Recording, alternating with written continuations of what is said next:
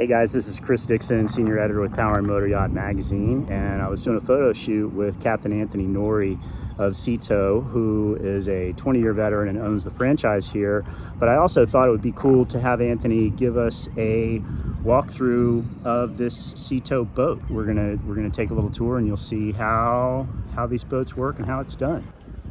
This is one of our four-season boats. This is Sea Tow Unit 3. Sea Tow Unit 3. It's a 6-chamber rigid hull inflatable with a complete enclosed pilot house. They're all set up relatively the same in our boats, with forward compartments for salvage gear, extra fuel, other things that we might need to assist customers that are in need on the water. Right. Including big pump-out hoses. Yep. Gotcha. Big pumps, big hoses.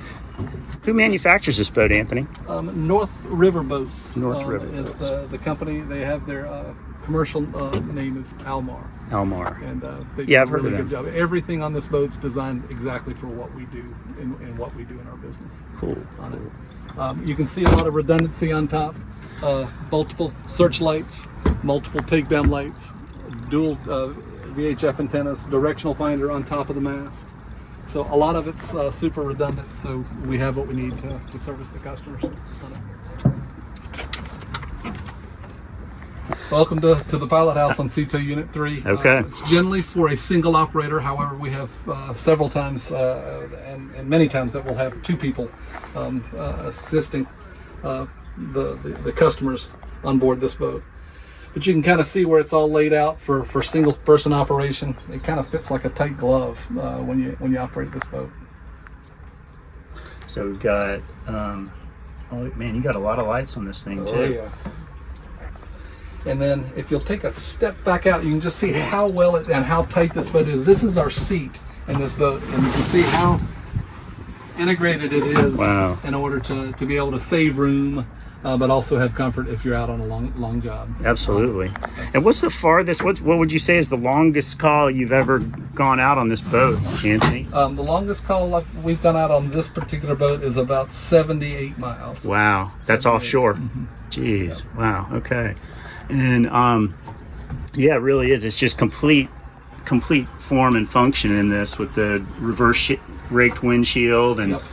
looks like very thick glass on here. And we've got sliding doors that fully enclosed during winter months. Gotcha. You need to stay warm. Speaking of winter months, is there any climate control on this at all? Aside from the windows and the doors? It's 30 miles an hour down and the rooftop open. Put a little air on it. Gotcha.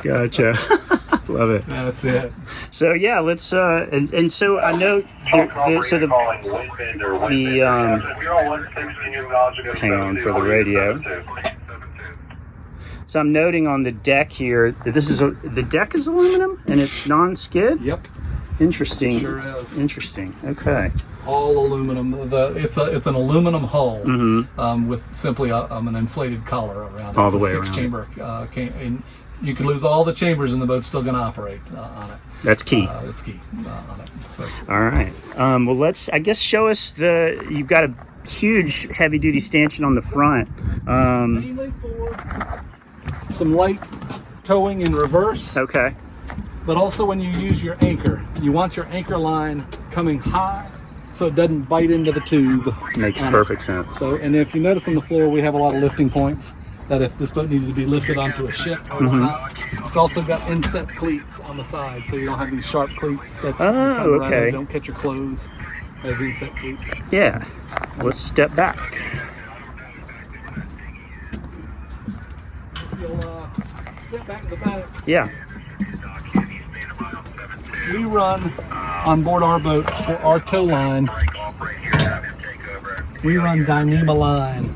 It's a super strong line. Mm-hmm. It's got I want to say a braking load of around 21,000 pounds. Jeez, that thin rope has a Yep. 21,000 pound braking point. And And I imagine it's fairly elastic as well. that's where the runway just about to lift up here, my dear.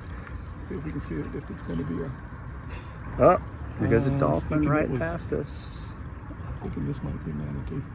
Oh, really? Yeah, just below the surface on that line coming up here. Yeah, people don't realize we have manatees out here in Charleston when the water warms up as well. Come on now. That one definitely had the appearance of a...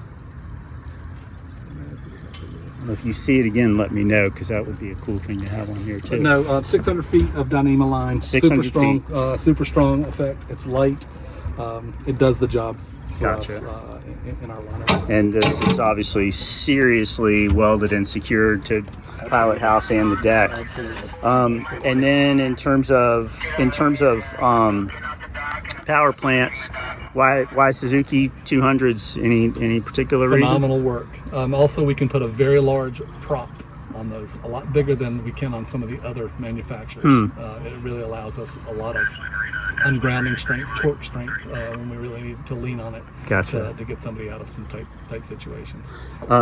We get the last set of Suzukis we had 10,300 hours on them. Oh my gosh! And they were working fine, but we lost the bushings on them after that much vibration, after that many years, and we just took them off and then put on new ones. But it's very hard to beat that. No, one thing I note is that you don't have vertical jack plates on it. Would that help? Is there a reason to not have them on here? But we have a standing transom on it. That's the reason why we have a standing transom on this one. Okay. But our catamarans have vertical jack plates on them, so okay. we raise those out of the water, and we also run those in shallower water. Yeah, I was going to say, so that lets you a lot bigger dead rise. So what is the draft on this, and then what is the draft on the cats? I mean, especially if you've got them on 2 feet. 2 feet. 2 feet, and it's got a dead rise, I think, of 24 degrees. The cats only have about a 16-inch draft, and you can really operate just about anything. And then being able to vertically raise the motors just gets you in really, it can get us really in trouble too, because we can get ourselves into a problematic scenario too.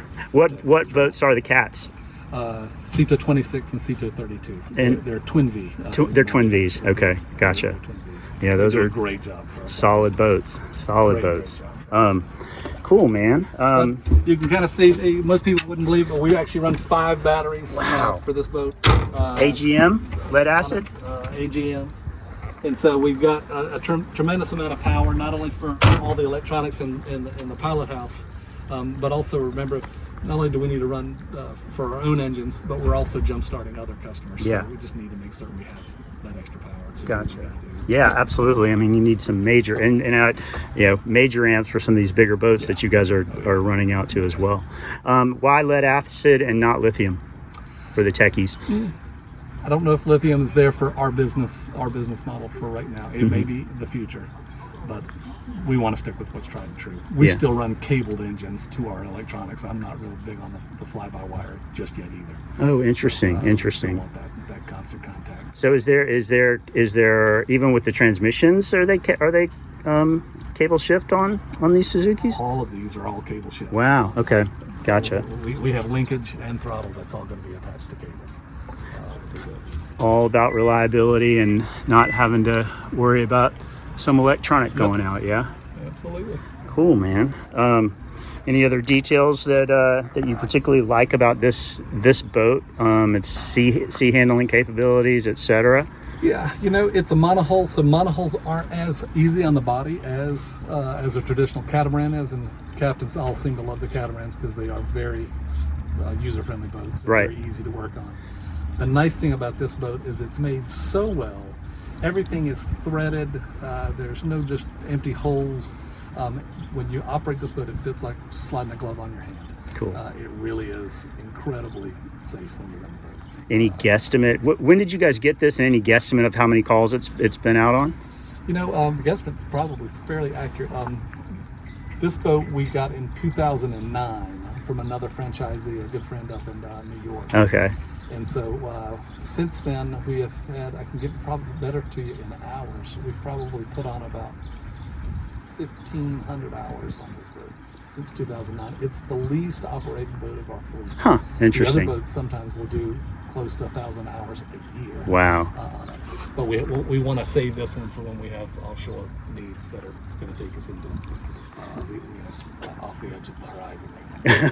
Gotcha. Cool, man. Well, thanks a lot, Anthony Noury, and you guys stay tuned for our feature in Power Motor Yacht on Anthony. There might also be a bit of an interview in there. And Anthony, thanks heaps.